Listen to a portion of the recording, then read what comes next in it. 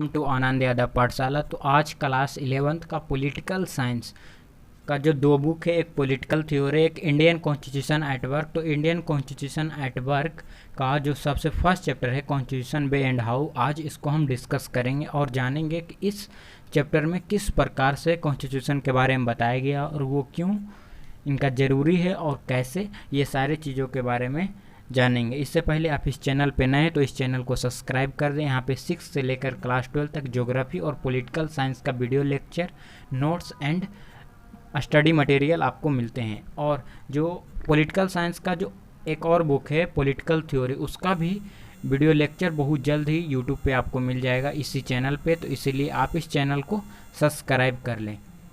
तो चलिए स्टार्ट करते हैं। Why do we need a constitution, मैंने कॉन्स्टिट्यूशन का ज़रूरत क्या है। को तो what is a constitution, constitution है क्या और भाट आर इट्स फंक्शन, और इसका फंक्शन क्या है। What role does it perform for a society, और ये सोसाइटी के लिए मैंने एक समाज के लिए ये किस प्रकार से परफॉर्म करते हैं। How does a constitution relate to our daily life existence, मैंने जो आप हमारा या आपका जो आपका डेली लाइफ का एग्जिस्टेंस है, इससे ये किस प्रकार से कॉन्स्टिट्यूशन रिलेट करता है। Answering this question is not a difficult as you might think, कहता है ये जितने भी सारे क्वेश्चन हैं आपको 4 क्वेश्चन, ये सारे का जवाब इसी चैप्टर में, मैंने इसी चैप्टर में इनका जवाब है, मतलब आंसर इसी चैप्टर में आपको मिलेगा जब इस चैप्टर को आप अच्छी तरीके से डिस्कस कर लेंगे। मतलब हम जब इस चैप्टर को स्टडी कर लेंगे तो ये सारे क्वेश्चनों का आंसर इसी चैप्टर में है। तो सबसे पहले थोड़ा सा हम जान लेते हैं ये सारे क्वेश्चनों का आंसर, इससे कि थोड़ा सा क्लियर हो जाएगा कि इस चैप्टर में हम लोग पढ़ने क्या वाले हैं। तो व्हाट इज अ कॉन्स्टिट्यूशन, मैंने कॉन्स्टिट्यूशन है क्या। तो कॉन्स्टिट्यूशन कुछ भी नहीं है, कॉन्स्टिट्यूशन एक रूल बुक है। कहता constitution is a rule book, ये एक रूल बुक है जिसमें नियम कानून लिखे हुए हैं।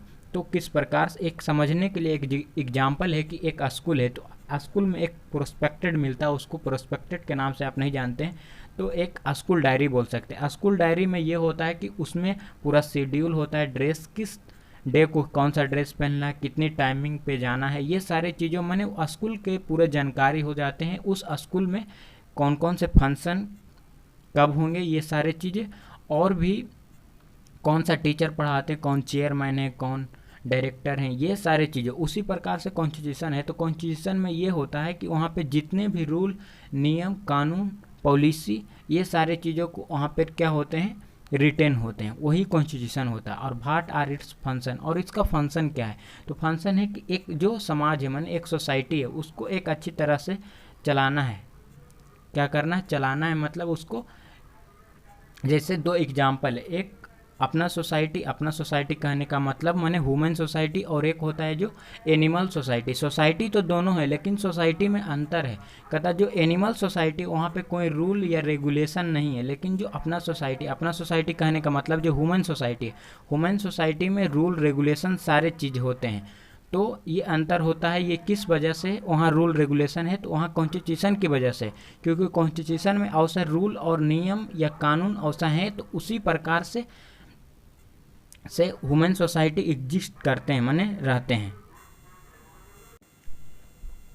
तो एनिमल जो है तो उनका भी एक सोसाइटी और एक ह्यूमन का भी सोसाइटी। तो ह्यूमन सोसाइटी को क्या बोला जाता है कि सिविलाइज सोसाइटी है, मैंने सिविलाइज है मतलब ये रूल रेगुलेशन से चलते हैं। लेकिन जो एनिमल है, मतलब जहाँ पे जंगल है, जंगल में कोई भी रूल या रेगुलेशन नहीं होता, इसलिए उनको क्या कहा जाता है, मैंने वो सिविलाइज सोसाइटी नहीं है। जो ह्यूमन जहाँ पे रहते हैं, एग्जिस्ट करते हैं, वो सिविलाइज सोसाइटी है। तो सोसाइटी का मतलब ही कहते हैं। Why does a constitution relate to our daily life, तो डेली लाइफ में किस प्रकार से, क्योंकि वहाँ पे रूल रेगुलेशन है, उसको आपको फॉलो करना होता है। Constitution allow coordinate and assurance, तो सबसे पहले कॉन्स्टिट्यूशन क्या करता है, कोऑर्डिनेट करता है, एश्योरेंस करता है।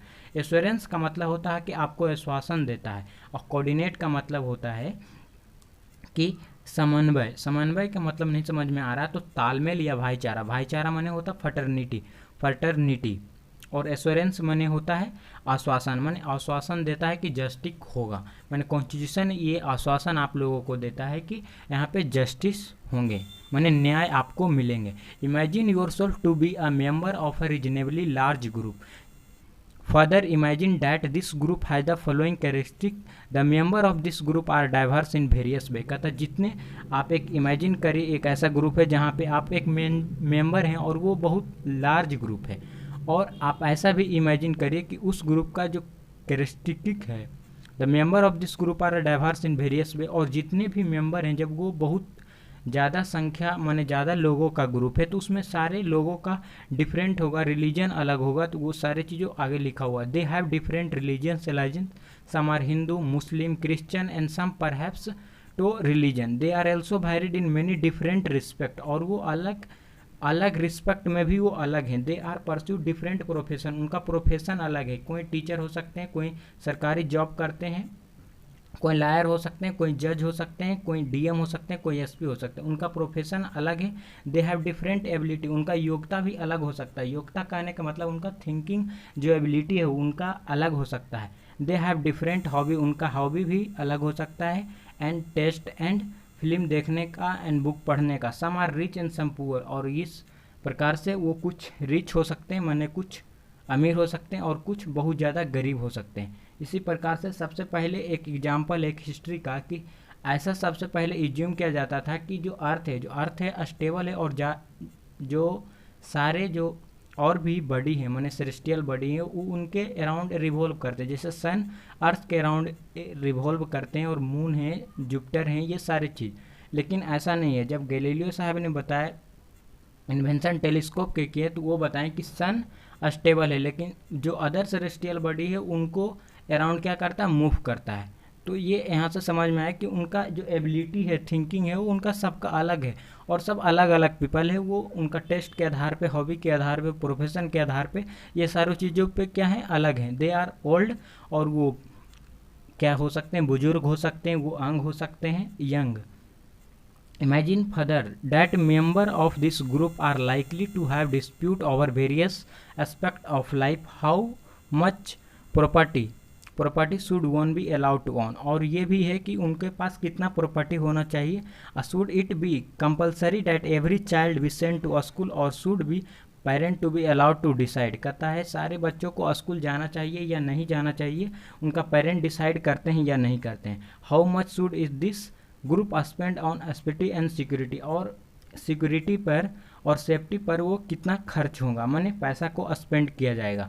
How should it build more park in state, और इनके अलावा माने आपका सिक्योरिटी और सेफ्टी पे नहीं खर्च करके वहाँ पार्क बनाने पे खर्च किया जाएगा. इंस्टेड माने होता के बदले में.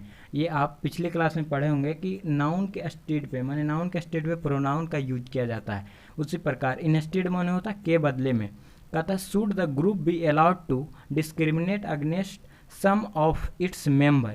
Every question will elect a variety of answer of different people, but for all their diversity this group have to live together. कहता है इंडिया में ही है कि बहुत ज़्यादा डाइवर्सिटी है, बहुत प्रकार के लोग रहते हैं. जैसे हिंदू हैं, कास्ट के आधार पे, टेस्ट के आधार पे, प्रोफेशन के आधार पे अलग अलग हैं.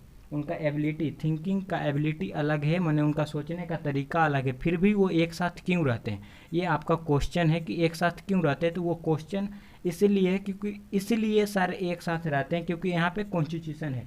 कॉन्स्टिट्यूशन ही ये सारे चीज़ों को क्या कर रहा है, प्रोवाइड कर रहा है कि आप सारे लोग एक मिलजुल कर रहते हैं, भाईचारे के रूप में रहते हैं. They are dependent upon each other in various way, और ये भी है कि आप एक दूसरे पे निर्भर हैं. निर्भर कहने का मतलब कि हर कास्ट का प्रोफेशन अलग है, और जो कास्ट का प्रोफेशन नहीं है भी एक दूसरे पे सारे क्या है, निर्भर हैं. They are require the cooperation of each other, और एक दूसरे का क्या सहयोग भी करना चाहिए. They will enable the group of live together peacefully, और सारे लोगों को शांतिपूर्वक रहना चाहिए. One may say that perhaps member of this group can live together if can agree or some basic rule, और जो कुछ बेसिक रूल होते हैं वो, और आप ये भी सोचिए कि वो बेसिक रूल जो नहीं होंगे तो क्या होगा. Think of what happen in this absence of some basic rule. Every individual would be insecure simply because they would not know what member of this group could be to each other who could claim right over what. तो वन में से that perhaps member of this group can live together if you can agree some basic rule. कुछ basic rule के कारण सारे लोग क्या रहते हैं, एक साथ रहते हैं।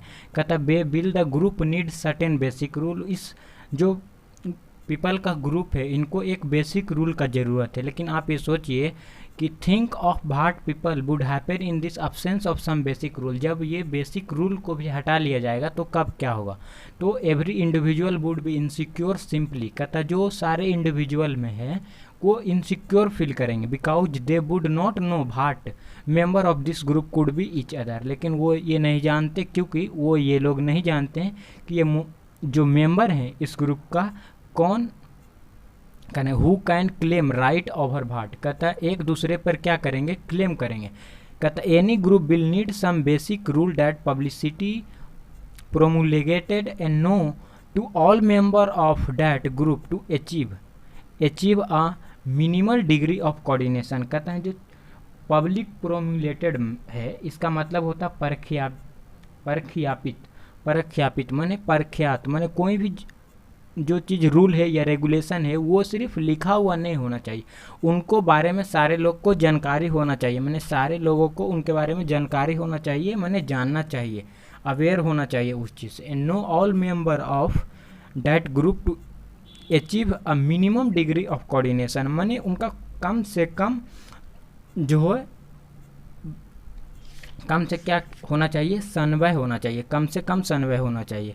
But these rule must not only be known. लेकिन ये नहीं है कि इतना ही सिर्फ जानना चाहिए, they must also be enforceable. Enforceable का मतलब होता है लागू, मतलब इसको लागू भी करना चाहिए। If citizen have no assurance that other will follow these rule. और अगर सिटीजन ये चीज़ नहीं फॉलो कर रहे हैं, माने आश्वासन नहीं कर रहे हैं, तो उनको फॉलो करना चाहिए रूल को। They will themselves have no reason to follow these rule. और कोई ऐसा रीजन नहीं होना चाहिए जिसके कारण वो फॉलो नहीं कर पा रहे हैं। Saying that the rule are legally enforceable give a assurance to everybody that other will follow these. और कोई लोग नहीं फॉलो कर रहे हैं तो उनको फॉलो करने के लिए कहना चाहिए। Four they do not do and they will be punished. और जो नहीं फॉलो करेंगे उनको पनिश करना चाहिए। और कॉन्स्टिट्यूशन का जो सबसे फर्स्ट फंक्शन है उनको पढ़ते हैं। The first function of constitution is to provide a set of basic rule that allow a minimal coordination among member of a society.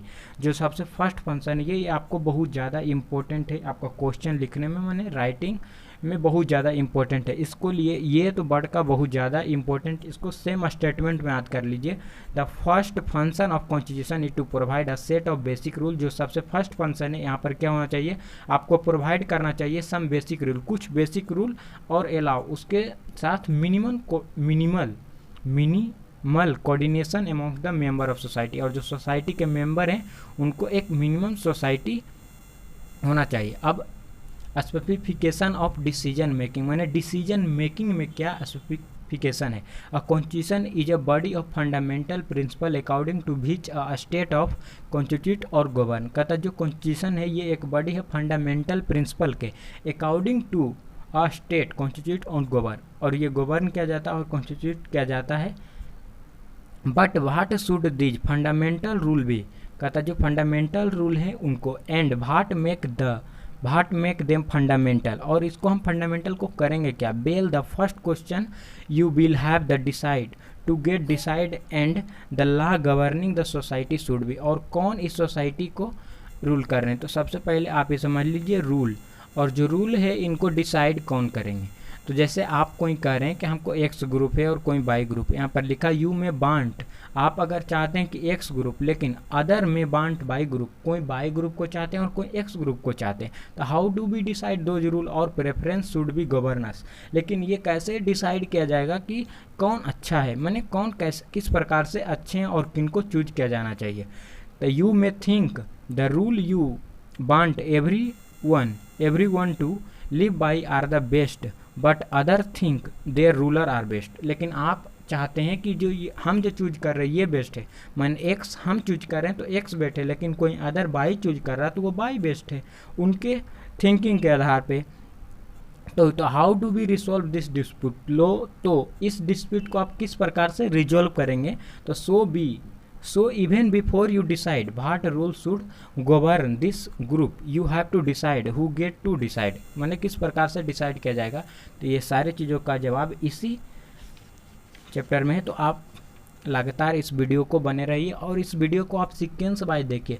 ये पार्ट 1 है, पार्ट 2, पार्ट 3, इस प्रकार से सारे चीज़ों को देखते चलिएगा तो आपको एक बेहतर से समझ में आएगा। The constitution had to provide answer to this question. Constitution इस आंसर को क्या करता है, इस क्वेश्चन का आंसर इसी में है। It speak the basic allocation of power in a society. जो सोसाइटी में पावर है, it decide who get a decide, कहता it decide who get a decide what the law will be in principle. This question who get a decide can be answer in many way. कहता ये जो question इनको बहुत प्रकार से answer दिया जा सकता है इन मोनार्चियल कॉन्स्टिट्यूशन। मोनार्चियल कॉन्स्टिट्यूशन में कौन डिसाइड करते हैं, मोनार्च डिसाइड करते हैं। मोनार्ची मने होता है, मोन मने होता है वन, और जहाँ पे एक ही लोग शासन करते हैं उन्हीं को मोनार्ची बोलते हैं। तो मोनार्चियल कॉन्स्टिट्यूशन को कौन डिसाइड करते हैं, monarchy. And some constitution like the old Soviet Union, और ओल्ड सोवियत यूनियन में एक ही सिंगल पार्टी होते हैं, तो सिंगल पार्टी के पास ही पावर होता है तो वही डिसाइड करते हैं। But in democratic constitution, democratic, demo मने होता पीपल, मने लोगों के शासन, by the people for the people, ये आप पढ़ें तो ये मने लोगों का शासन, मने जो इंडिया में चलता है अपना प्यारा देश भारत में डेमोक्रेटिक कंट्री है। तो डेमोक्रेटिक कंट्री का जो कॉन्स्टिट्यूशन है इसको ब्रॉडली स्पीक मने बहुत सारे लोग हैं तो पीपल गेट टू डिसाइड, मने यहाँ का लोग प्रतिनिधि हैं, मने लोग डिसाइड करते हैं। But this matter is not so simple, लेकिन ये जो मैटर है ये सिंपल नहीं है। Because even if you answer that the people should be decide, माने पीपल किस प्रकार से डिसाइड करते, it will not answer the question how does, कहता how should the people decide, किस प्रकार से लोग डिसाइड करेंगे, for something to be law, माने किस प्रकार से लॉ है, should every one agree to it, और जो हम लागू करेंगे उसमें सारे लोग क्या करेंगे, एग्री करेंगे। कहता should the people directly vote to each matter as the ancient Greek did, और should the people express their preference by electing representative, but if the people act through their representative, how should this representative be elected, how many should there be। कहता आप ये समझिए कि आप representative को elect करेंगे तो ये है कि सारे लोग वोट देंगे रिप्रेजेंटेटिव को, लेकिन ये भी है कि रिप्रेजेंटेटिव कितना होना चाहिए, हाउ मेनी शुड देयर, माने रिप्रेजेंटेटिव भी कितना होंगे ये भी है, और हम जो रिप्रेजेंटेटिव हैं उनको वोट दे के क्या करेंगे, इलेक्ट करेंगे। In the Indian constitution for example, एक एग्जाम्पल से आपको समझाया गया, if speak that in most instance parliament get to decide law and policy. जो पार्लियामेंट होता है मैंने जो संसद होता है वो क्या करता है, रूल और पॉलिसी मैंने लागू करते हैं नियम और नीति को। And that parliament itself to organize a particular manner, और जो पार्लियामेंट है ये ऑर्गेनाइज करते हैं पार्टिकुलर मैनर में, before the identified that the law in any given society. if you have to identify, कहता who has the authority to enact, कहता एक अथॉरिटी है, इफ अ पार्लियामेंट है the authority to enact law, कहता जो parliament है माने संसद है वहाँ पर क्या किया जाता है, कानूनों को वहाँ पे इनेक्ट किया जाता है। There must be a law that based on this authority on parliament in the first place, और जो पार्लियामेंट है इनका फर्स्ट प्लेस है। This is a function of the constitution, और यही कॉन्स्टिट्यूशन का क्या है, फंक्शन है। It is an authority that constitute government in a first place, और गवर्नमेंट जो है इसका फर्स्ट क्या है, फर्स्ट स्टेप है। कहता जो सेकेंड फंक्शन है कॉन्स्टिट्यूशन का, the second function of a constitution is to speak who has the power to make decision in a society, माने जो सोसाइटी में है पावर किनके पास है ये, and it decide how the government will be constitution, और किस प्रकार से गवर्नमेंट को चलाया जाएगा। The second function of a constitution is to speak who has the power to make decision in a society, माने सोसाइटी में कौन लोग पावर को बनाएंगे, माने रूल रेगुलेशन बनाएंगे, और कौन लोग इसको क्या करेंगे, कॉन्स्टिट्यूट करेंगे या गवर्न करेंगे सोसाइटी को। तो इस प्रकार आज अगले वीडियो में हम जानेंगे limitation on the power of government. और अगर आप इस चैनल पे नए तो इस चैनल को सब्सक्राइब कर दें। आप इंस्टा पे जुड़ सकते हैं, इंस्टा का आईडी है आनंद 597756, आनंद 567759, वहाँ पे आप जुड़ सकते हैं। तो इसके लिए थैंक यू।